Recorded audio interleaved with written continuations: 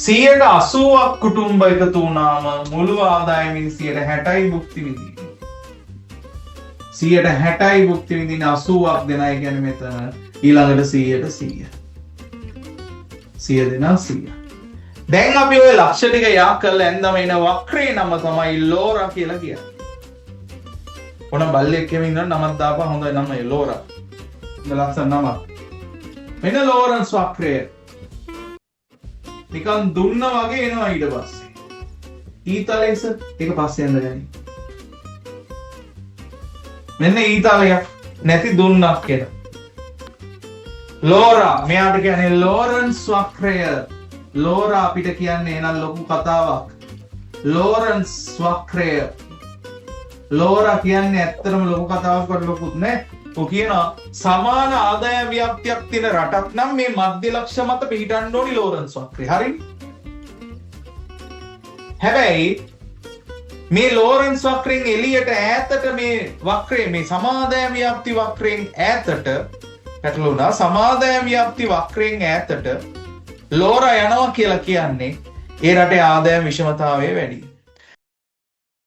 1905 දී ඇමරිකානු ආර්ථික විද්‍යාඥයෙකු වෙච්ච මැක්ස් ලෝරන්ස් විසින් තමයි ලෝරන්ස් වක්‍රය හඳුන්වලා දෙන්නේ. ඒවා පාඩම් කරන්න යන්න එපා. ඔය විභාගයට අහන්නේ. මෙන්න මේ ඉහත වගුවේ සාපේක්ෂ ආදායම් ව්‍යාප්ති දත්ත සොයාගෙන ලෝරන්ස් වක්‍රය නිර්මාණය කරන්න කියලා කියනවා.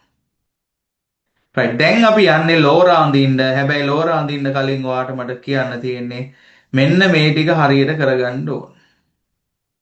right මොකක්ද දන්නවද මම ඔතන වගුවේ කරන්නේ? මාත් එක්ක වගුව පටන් ගන්න මම බෝඩ් එකේ කරන්න යන්නේ. මෙතන කර කර ඉන්න බෑ. මම බෝඩ් එකේ හදන්නම්. මෙන්න මෙහෙමයි යන්නේ. ලොකු දෙයක් නෑ. නිරපේක්ෂ ආදායම් ව්‍යාප්ති ඉවරයි. ඒක එතනින් ඒ වගුවයි උදාහරණ ඒක එතනින් අවසන්. පටල ගන්න එපා. සංකීර්ණ කරගන්න එපා.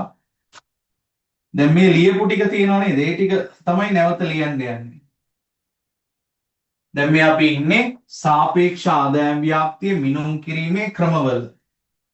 සාපේක්ෂ ආදායම් ව්‍යාප්තිය මිනුම් කරන එක ක්‍රමයක් තමයි ලෝරන්ස් වක්‍රය. ලෝරන්ස් වක්‍රය නිර්මාණය කරන්න හදන්නේ. right තීරු හතරක් එනවා. මම මේ තීරුව ඉතිරි කරේ මේ ටික අවතන්ට ඕනි නිසා. ගන්න පළවෙනි එක ඔය තියෙන විදිහටම ගන්න පුතේ. කුටුම්බ ප්‍රතිශතය කියලා ගන්න. කුටුම්බ ප්‍රතිශතය මං කෙටියෙන් ගන්නවා. ඊට පස්සේ එනවා කුටුම්බ ප්‍රතිශතයේ එකතුව. ඔකට කියනවා සමුච්චිත අගය. ඒ අමුතු වචන නෙවෙයි මේ සමුච්චිත අගය කියලා අදහස් කරන්නේ එකතුව කියන එක. සමුච්චිත අගය ගන්න. ඊට පස්සේ අර ආදායමෙන් හිමි වෙන ප්‍රතිශතය ගන්න. ඒකේ සමුච්චිත අගය ගන්න. right අපි පංචමක විදියට මේක කරමු. පංචමක නම් අපි කරන්නේ පහළම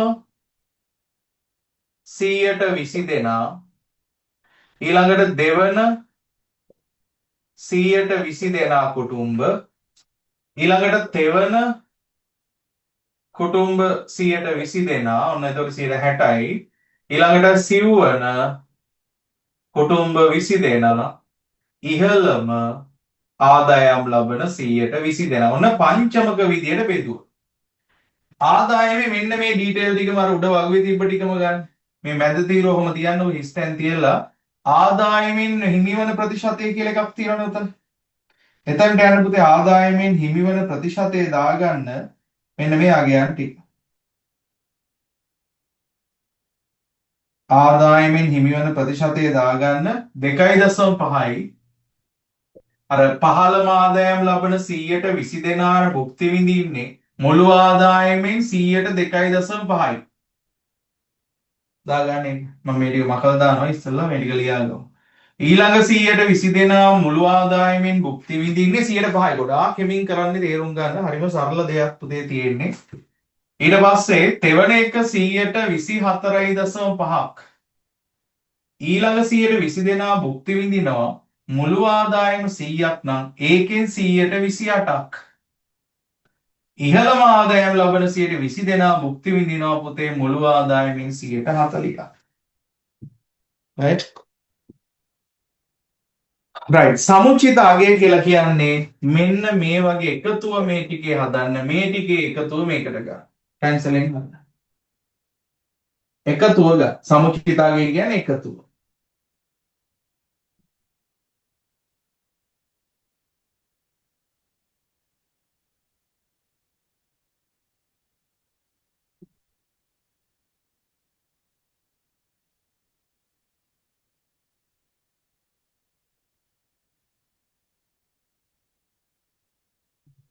එකතුව ගන්න. රයිට්. බලන්න සමුච්චිත ප්‍රතිශතය කියන එකේ මහ ලොකු දෙයක් නෑ. එකතුව එහෙනම් මෙහෙමයි එකතුව ගන්නෙ. 15 120 දෙනා ඊට පස්සේ දෙවෙනි 120 දෙනත් මේකට එකතු වුණාම ඔක්කොම 140 දෙනයි 140ක් නේ. ඊළඟ 120 දෙනත් අපි එකතු කරොත් එහෙම 160ක්. ඊළඟ 120ත් එකතු කරොත් 180ක් ජනයා නියෝජනය වෙනවා. ඉහළම 120 දෙනත් එකතු කරාම 100ක් ජනයා නියෝජනය වෙනවා. 100ක් කුටුම්බ. ඒක එකතුව ගනින්න. ඉතින් මේ දෙයක් නෙවෙයි. එහෙනම් මේකේ සමුචිතාගේ හදමු. 15ම 120 දෙනා භුක්ති විඳිනවා 2.5. දැන් මේකට සම්බන්ධ වෙන්නේ මේක. මේ හදාගත්ත එකේ අර්ථය මේකෙන් එනවා මේ. 15ම 120 දෙනා මුළු ආදායමෙන් කොච්චර ආදායමක් භුක්ති විඳිනවද? 2.5යි. හොඳයි තේරුම. ඊළඟ දැන් අර 15ම 120යි ඊළඟ 120යි දෙගොල්ලම එකතු වුණාම 140ක් නේ. මේ දෙගොල්ලම එකතු වුණාම 140ක් ජනයා කොච්චර භුක්ති විඳිනවද? එහෙනම් මේ දෙක එකතුව ගන්න එපා. එකතු කරන්න කියන්නේ ඒකයි 7.5ක් භුක්ති විඳිනවා. ඊට පස්සේ 160ක් ජනයානේ මෙයාට තමයි මෙයා සම්බන්ධ වෙන්නේ. මෙතන ඒතර බලන්න 160යි. 160 දෙනෙක් කොච්චර භුක්ති විඳීද? එහෙනම් ඉතින් මේ ටික එකතුව ගන්න එපා පුතේ සමුච්චිතාගේ මෙතනට ගන්න. එතකොට 7.5යි නම් මෙතන 25යි 32ක් ඔක්කොම ටෝටල් එක 132ක්. තේරුම තේරෙනවද? 120ක් කුටුම්බ මුළු ආදායමෙන් 2.5ක ප්‍රමාණයක් භුක්ති විඳිනවා. ඊළඟට 140ක් දෙනා අපි ගත්තොත් ඒ කියන්නේ 15ම 140 දෙනා මුළු ආදායම 100ක් නම් ඒකෙන් දෙනේ 40ම භුක්ති විඳින්නේ පුතේ 7.5යි. ඊළඟට 160ක් එකතු වුණාම මුළු ආදායමෙන් භුක්ති විඳිනවා 132ක්. 160ක් මිනිස්සු රටේ කුටුම්බ රටේ මුළු ආදායම 100න් 32යි භුක්ති විඳින්නේ. හරිම අසාධාරණයි. බලන්න ආදායමයක් විෂමතාවය. අර ඉතිරි 140 නේ එහෙනම් අර ඉතිරි 100ට මේ මෙතන ගත්තම එන සමස්ත 168ක ආදායම් භුක්ති විඳින්නේ නේ. අපි බලමු ඉතින්. ඔන්න දැන් 180ක් දෙන ආපුවාම මේ 128ත් එකතු වෙනවා. එතකොට මෙයාලා භුක්ති විඳිනවා 160ක් මුළු ආදායමෙන්. අවසානයේ නම් 100ක් දෙන එකතු වුණාම 100ක් ආදායම් භුක්ති විඳිනවා. ඕක තමයි තියරි එක. හරි මට ඔයාලට තව විශේෂ දෙයක් කියන්න ඕනේ. මේ රටේ පුතේ ඔයාලට හිතෙනවා හරි සර් දැන් අපිට තේරෙනවා මේ විෂමතාවක් නම් තියෙනවා. අපිට හරියට කියපම් මේ සමානව දැන් සමාන හොඳ ආදායම් ව්‍යාප්තියක් තියෙනවනේ. සමාන ආදායම් ව්‍යාප්තියක් තියෙනවා කොහොමද වෙන්න ඕන කියලා ඔයා මගෙන් ඇහුවොත් මං කියනවා මෙහෙම වෙන්න ඕනි පුතේ. මෙහෙම අර විෂමතාවක් නැත්තම් රටේ හරි හොඳට හැමෝටම සමානව බෙදිලා ගියා නම් මෙහෙම වෙන්න එපා ඉබා. අඩුම 120 හරි මොන හරි කමන්නේ කුටුම්බ 120 මම ඒක වෙන පාටකින් මෙතන පොඩියට ලියන් යනවා ඔයත් පැන්සලෙන් දාගන්න ඔයාලට තේරෙන්න. රටේ සමාන ආදායම් ව්‍යාප්තියක් තිබ්බා නම් 15% මුළු ආදායමෙන් 120ක් භුක්ති විඳිනවා පුතේ. එහෙම වෙන්න ඕන. ඊළඟට 140ක් දෙනා මුළු ආදායමෙන් 140ක් භුක්ති විඳින්න ඕන. රටේ 60ක් ජනයා මුළු ආදායමෙන් 60ක් භුක්ති විඳින්න ඕන. සමස්ත මේ ජනයාගෙන් 80ක් දෙනා මුළු ආදායමෙන් 80ක් භුක්ති විඳින්න ඕන. 100 දෙනා 100 භුක්ති. අන්න එහෙම වුණා නම් තමයි අපි කියන්නේ සමාන ආදායම් ව්‍යාප්තියක් රටේ තියෙනවා. විෂමතාවක් නැහැ. දැන් තියරි එක. හරිනේ? දැන් ඔක මට මේ තීරුව හදනවනම් දැන් මේ තනි අයගේ එක ගන්නවනම් ඒක අපි මෙයත් එක්කනේ සංසන්දනය කරේ මේ දෙන්නනේ හිටියේ. මේ දෙන්නනේ එතන අපි සංසන්දනය කරලා තියෙන්නේ. මේ දෙන්න වෙනම ආවේ. මේ දෙන්න වෙන. මෙතනින් අපි ගත්තොත් මේ 15ම 120 දෙනා මුළු ආදායමෙන් 2.5ක් නේ භුක්ති විඳින්නේ. ඒක අසාධාරණයි. විෂමතාවක් තියෙනවා. හරිනම් සාධාරණයි නම් මෙතන 120ක් මෙයාලා භුක්ති විඳින්න ඕන. නේ? සාධාරණගේ ඒක. දෙවන 122ත් එහෙනම් මුළු ආදායමෙන් 120ක් භුක්ති විඳින්න ඕන. ඊළඟ 122ත් එහෙනම් මුළු ආදායමෙන් 120ක් භුක්ති විඳින්න ඕනි. එහෙනම් හැමෝටම සමානව බෙදිලා. ඊළඟ 122ත් මුළු ආදායමෙන් 120ක් භුක්ති විඳින්න ඕන. ඊළඟ 122ත් මුළු ආදායමෙන් 120ක් භුක්ති විඳින්න ඕන. ඊළඟ රෑ ආයෙකෙක් නෑ එච්චරයි. 100යි. එනවාට දැනෙන්න ඕන. මේ ආදායම් විෂමතාවක් නැති රටක් වුණා නම් මෙහෙම වගුවක් එන්නේ නැහැ. මෙන්න මේ නිල් පාටින් තියෙන තීරුවයි මේ රතු පාටින් තියෙන තීරුවයි තමයි එන්න ඕන. රයිට් මම ඇයි මේවා කියන්නේ? එහස උඹම තමයි දන්නේ ඔය. මම දන්නවා ඔයා පොඩ්ඩකින් දැනගන්නවා. රයිට්. මම යනවා ලෝරා හොයාගෙන. ලෝරා කියන්නේ ලෝරන්ස්. ඌ කවුද? ඌ පොරක් තමයි. ලෝරන්ස් වක්‍රයේ මේ පැත්තට අපි ගන්නවා ආදායමින් හිමිවන ප්‍රතිශතය. ලියාගන්න. ප්‍රස්ථාර කොලයක් ඇති නේද? ඒක ඉරි දෙකක් ගහගෙන ඉල මෙහෙම ඊතල දෙකක් ගහගෙන එහෙම දීලා තිබ්බනේ මම ප්‍රස්ථාර කොලයක්. ඔව් දීලා තියෙනවා. මේ පැත්තට ගන්න කුටුම්බ ප්‍රතිශතය කියලා. කුටුම්බ ප්‍රතිශතය. මෙතනට මුළු ආදායමෙන් හිමිවන ප්‍රතිශතය.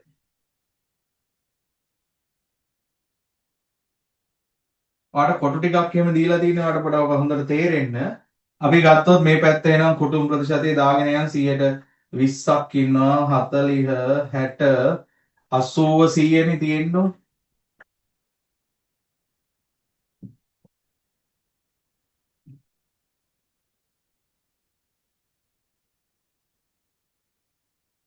මේ පැත්තත් එනම් 120 40 60 80 100.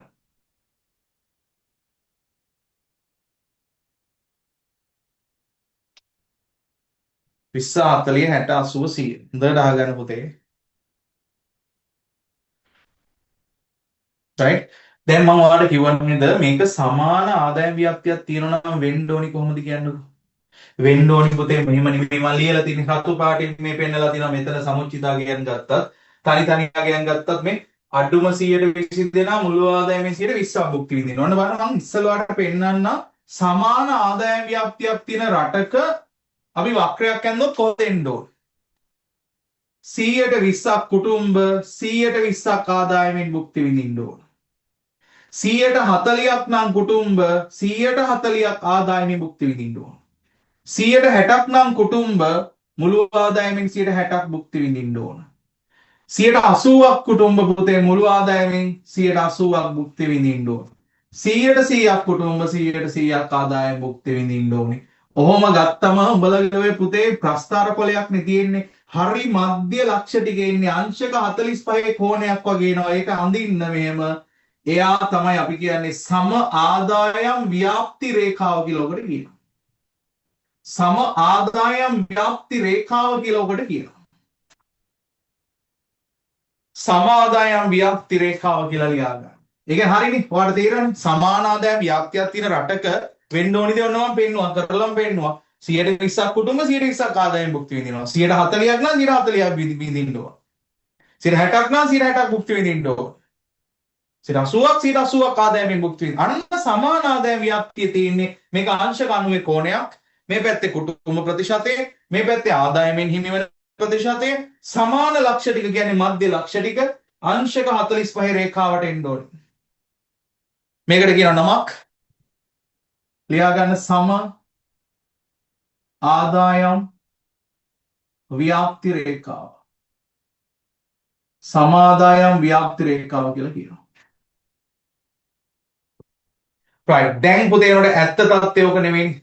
පුතේ එහෙනම් රටක ආදායම් විෂමතාවක් නැත්නම් ඒ රටේ ලෝරන්ස් වක්‍රය මේ මත පිහිටන්න ඕන.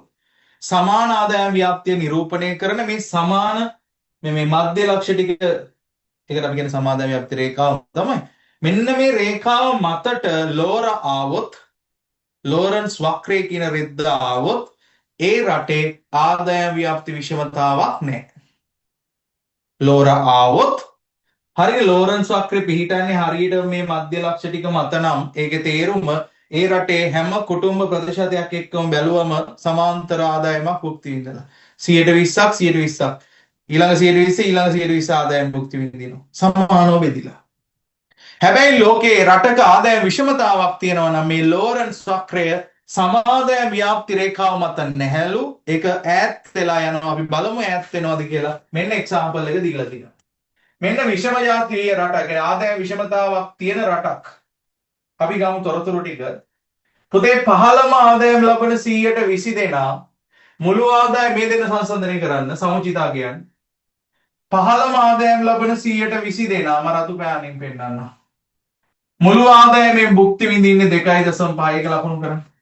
15ම ආදායම් ලබන කුටුම්බ 120 මුළු ආදායමෙන් 2.5 උපකල්පනය කරලා ගන්න වෙනවා මෙන්න මේ ගානට වගේ. මෙන්න ලක්ෂය. ලකුණු කරා. ආයෙ ඊළඟට 140ක් කුටුම්බ මුළු ආදායමෙන් සමස්තයක් විදියට භුක්ති විඳින්නේ 7.5යි. මෙන්න 140ක් කුටුම්බ ප්‍රතිශතය මුළු ආදායමෙන් 7.5 උපකල්පනය කරලා ගන්න මෙන්න මේ වගේ තැනකට එනවා. නේ? 7.5 මෙන්න මේ වගේ තැනකට. ඊළඟට බලන්න 160ක් කුටුම්බ මුළු ආදායමෙන් භුක්ති විඳින්නේ පුතේ 32යි. 160ක් කුටුම්බ මේ පැත්තේ ඉන්නවා. 32 නම් උපකල්පනය කරලා ගන්න 20 නම් මෙතන 30 නම් මැද 32 නම් මේ වගේ තැනක. නේ මෙතන 180ක් කුටුම්බ එකතු වුණාම මුළු ආදායමෙන් 60යි භුක්ති විඳින්නේ. 60යි භුක්ති විඳින්නේ 80ක් දෙනා කියන්නේ මෙතන ඊළඟට 100ට 100. 100 දෙනා 100. දැන් අපි ওই ලක්ෂ ටික යා කරලා එන්දම එන වක්‍රේ නම තමයි ලෝරා කියලා කියන්නේ. කොන බල්ලෙක් කෙම ඉන්න නමක් දාපන් හොඳයි නම ලෝරා. ඉන්න ලක්ෂණ නම. මෙන්න ලෝරන්ස් වක්‍රය. නිකන් දුන්න වගේ එනවා ඊට පස්සේ. ඊතලෙස ඒක පස්සේ යන්න මෙන්න ඊතලයක් නැති දුන්නක් කියන.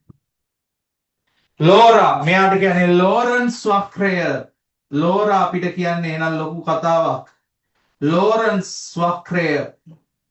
ලෝරා කියන්නේ ඇත්තටම ලොකු කතාවක් වට ලොකුත් නෑ. ඔය කියනවා සමාන ආදායම් ව්‍යාප්තියක් තියෙන රටක් නම් මේ මධ්‍ය ලක්ෂ මත පිහිටන්න ඕනි ලෝරන්ස් වක්‍රය. හරිනේ? හැබැයි මේ ලෝරන්ස් වක්‍රයෙන් එළියට ඈතට මේ වක්‍රය මේ සමාදායම් ව්‍යාප්ති වක්‍රයෙන් ඈතට පැටලුණා. සමාදායම් ව්‍යාප්ති වක්‍රයෙන් ඈතට ලෝරා යනවා කියලා කියන්නේ ඒ රටේ ආදායම් විෂමතාවය වැඩි. තව ඈතට ගියොත් තව වැඩි. තව ඈතට යනවා තව වැඩි. එහෙනම් ආදායම් විෂමතාව අඩු වෙන්න නම් කොයි පැත්තටද ලෝරා එන්න ඕන? සමාදායම් ව්‍යාප්ති රේඛාව පැත්තට එන්න ඕන. ඈතට යනකොට විෂමතාව රටක වැඩි. ඕකයි නිගමනය. right. ඊට පස්සේ හොඳට අහගන්න. ඔතන අපි ටියුට් එකේ ඒක ඉවර කරගමු. වගුව හරිනේ පුතේ. ඊට පස්සේ ප්‍රස්ථාරය ඇඳලා එනවා මෙතන ලෝරා දැන් ඇඳලා ඇති සමාන මේ ලක්ෂ ටිකක් කළා සමාදායම් ව්‍යාප්ති රේඛාව ඇඳලා ඇති. ඊට පස්සේ ලෝරා ලස්සනට ඇවිල්ලා ඇති. right. ලෝරන්ස් වක්‍රය සමාදායම් එක highlight කරගන්න ඉතාල වැදගත් MCQ වලටත් ඈත් වෙන විට ආදායම් විෂමතාව වැඩි වෙනවා. සමාදායම් ව්‍යාප්ති රේඛාවට ආසන්න වෙද්දී අඩු වෙනවා. විෂමතාවක් නොමැති නම් ලෝරන්ස් වක්‍රය සමාදායම් ව්‍යාප්ති රේඛාව මත පිහිටනවා. ඊළඟ 1912 දී ඉතාලි ජාතික සංඛ්‍යා විද්‍යාඥයෙකු වෙච්ච කොරාඩෝ ගිනි විසින් හඳුන්වා දී ඇති ගිනි සංගුණකය ගණනය කරන ආකාරය ලෝරන්ස් වක්‍රය මගින් පරීක්ෂා කර බැලිය හැකිය. ඉහත රූපසරහණේ සමාදායම් ව්‍යාප්ති රේඛාව OA රේඛාව දැක්වෙන අතර ඒක මෙන්න මෙහෙම දාගන්න OA කියලා කියන්නේ මෙතනට දාගන්න බිඳුවනේ O කියලා කියන්නේ එකයි මෙතනට A කියලා දාගන්න. OA රේඛාවෙන් දැක්කෙන අතර ලෝරන්ස් වක්‍රය මගින් සත්‍ය ආදායම් ව්‍යාප්ති රේඛාව පෙන්වුම් කරයි. ගිනි සංගුණකය ගණනය කරන්නේ සමාදායම් ව්‍යාප්ති රේඛාව හා ලෝරන්ස් වක්‍රය අතර ඇති ප්‍රදේශයේ වර්ගඵලය. මේකේ ප්‍රදේශය වෙන්නේ නම් C කියන්නේ මෙන්න මේ ප්‍රදේශයේ පුතේ. මේ ඇතුලේ මේ කොටස තමයි C කියලා කියන්නේ. ඒක ඔතන නිකන් ඕවා ලියන්න ගියාම නිකන් කැත වෙනවා නම් වෙනම එකක් අඳින්නකෝ මෙහෙන්. වෙනම කොටුවක් අඳ ගන්නකෝ. ඒ කොටුවේ මැදින් ඉරක් ගහන්නකෝ. බිංදුවයි ඒ කියලා එතනට දාන්නකෝ. ලෝරන්ස් වක්‍රයක් ඇඳ ගන්නකෝ. මේ ગેප් එක C කියලා දාන්න. රයිට්? මේ ગેප් එක තමයි C කියලා කියන්නේ.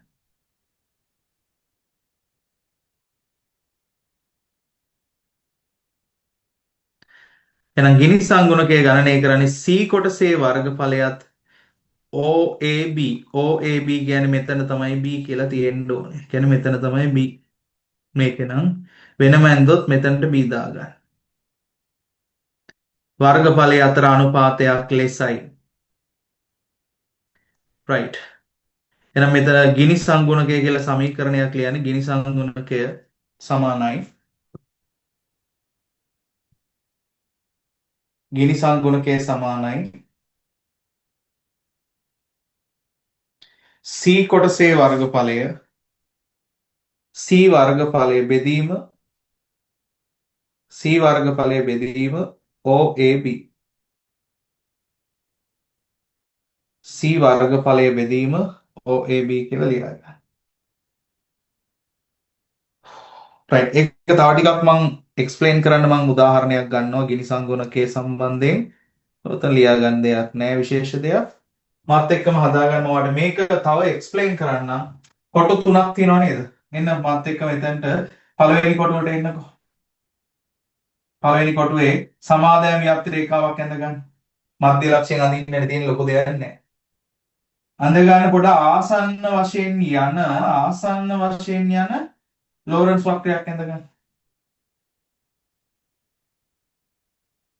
දැන් පුතේ මේ ඇතුලේ කොටසේ ශේෂ්ඨ වර්ගඵලය 10ක් දාගෙන යට කොටසේ වර්ගඵලය 40ක් දාගන්නකො.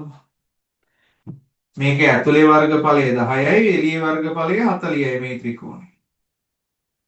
right. දැන් අර සමීකරණ උඩ ලියාගත්ත සමීකරණ මේ 10 කියන්නේ C කොටස. මෙතන අපි බිඳුව මෙතනට ගත්තේ A මෙතනට B නේ. මේ AB කොටසේ වර්ගඵලය බෙදනවා. මේ ඒකෙන් බෙදනවා. මෙන්න මේ C කොටසේ වර්ගඵලය. යටින් හදන්න. C කොටසේ වර්ගඵලය ගිනි සංගුණකය සමානයි C කොටසේ වර්ගඵලය 10යි OAB කියන මේ මුළු ත්‍රිකෝණයේ වර්ගඵලය සමාදාය ව්‍යාප්ති රේඛාවට පහළ ත්‍රිකෝණයේ වර්ගඵලය 40යිද 50යිද මේ දෙකේ එකතුවනේ මේ ත්‍රිකෝණය කියන්නේ OAB කියන්නේ එහෙනම් 40 නෙවෙයි ගන්නෙ 50.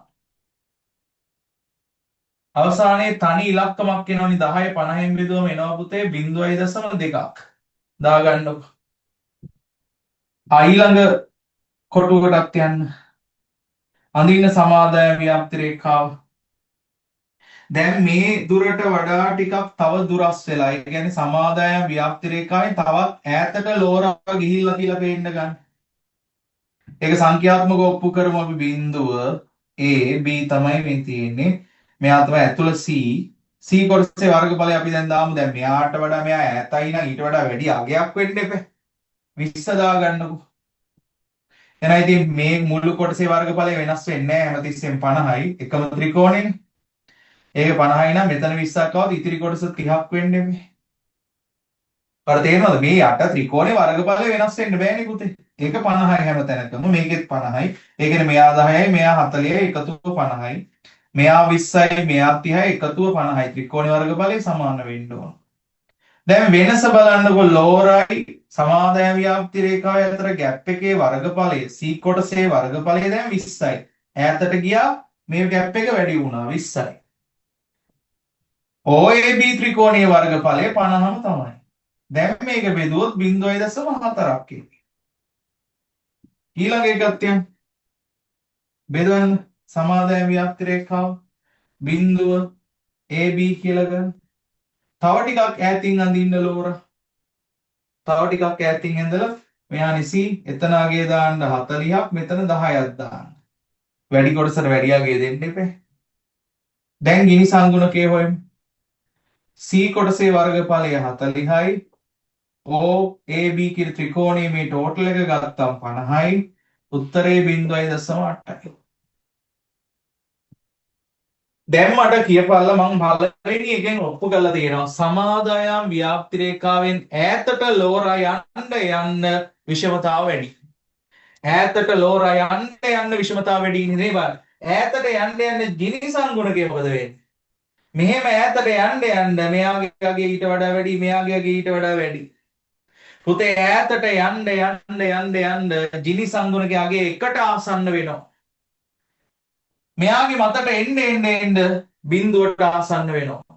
නිගමනය තමයි ගිනි සංගුණකයේ අගේ බිඳුවත් එකත් අතර විහිදෙනවා. බිඳුවට ලං වුණාම එයාගේ විෂමතාව ගොඩාක් අඩු බව පේනවා. එකට ලං වෙන්න මේ අගේ වැඩි වෙන්න දුරට යන්න එයාගේ වැඩි වෙන්නේ. අන්න විෂමතාව වැඩි. මේකේ තව දෙකක් අර උඩ හිස්තැන් රූල් 3ක් විතර තිබ්බනේ එතන ඇඳ ගන්නකො.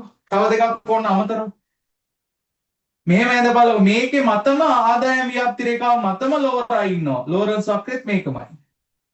එතකොට වර්ගඵලය 50යිනේ යට. වෙනස් වෙලා නැහැ ලෝරත් ඒකෙමයි. සමාදාය ව්‍යාප්ති රේඛාව ලෝරත් ඒකේ උඩින්ම අඳින්න වෙන පාටකින්. ලෝරන්ස් වක්‍රය. පාට දෙකේ අර්ථය වෙනම ලියා ගන්න ඕන. ලෝරා මතට ආපු ගමන් ලෝරා මතට නෙවෙයි ලෝරා සමාදාය ව්‍යාප්ති රේඛාව මතට ආපු ගමන් පුතේ C කොටසේ වර්ගඵලය ශූන්‍යයිද එහෙම කොටසක් නැහැ. මේ මැද හිඩසක් නැහැ ශූන්‍යයි. යට කොටසේ OAB වර්ගඵලය 50යි. බිඳුව 50න් බෙදුවා අවසාන උත්තරේ බිඳුවයි. මොකක්ද නිගමනේ? මේ රටේ කිසිම ආදායම් ව්‍යාප්ති විෂමතාවක් නැහැ. මොකද ලෝරා ඇවිල්ලා සමාදායම් ව්‍යාප්ති රේඛාව. ගිනි සංගුණකයේ බිඳුව වෙන. පූර්ණ විෂමතාවක් තියෙනවා. මේර ගිහිල්ලා කොහෙටද හේතු වෙන්න පුළුවන්? මේ ත්‍රිකෝණෙට නේ බා හේතු වෙන්න පුළුවන්. ඒකත් ඇඳලා බලමු. මෙන්න ත්‍රිකෝණේ OAB. දැන් ලෝරා රතු පාටින් අඳින්න හැමතිස්සෙම ලෝරා ඇඳපු පාට එක පාටක් තියාගන්න. අන්න දැන් ලෝරා පිහිටනවා මේ පූර්ණ විෂමතාවයකට ගිහිල්ලා. ඒ කියන්නේ මේ ත්‍රිකෝණයේ වගේම ඈතටම ගිහිල්ලා පුළුවන් තරම් ඈතට ගිහිල්ලා ලෝරා.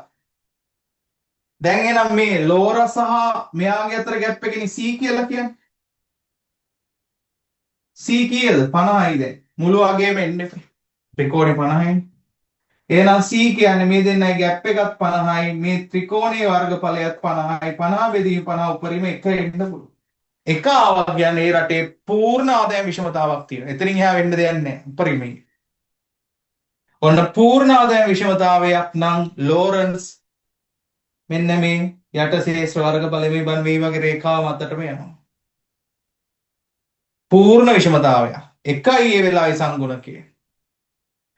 මතට ලෝරාවොත් ශූන්‍ය වෙනවා. ඒ වෙලාවට විෂමතාවක් නැති බව පේනවා. එහෙනම් නිගමනය තමයි බිඳුවට ආසන්න වෙන්න රටක ආදායම් විෂමතාව අඩුයි ගිනි සංගුණකයේ ආගයත් එක්ක තීරණය වෙනවා. ගිනි සංගුණකයේ ආගේ එකට ලං වෙන්න ඒ රටේ ආදායම් විෂමතාව වැඩි. එකට ලං වෙන්න ඒ රටේ ආදායම් විෂමතාව වැඩි.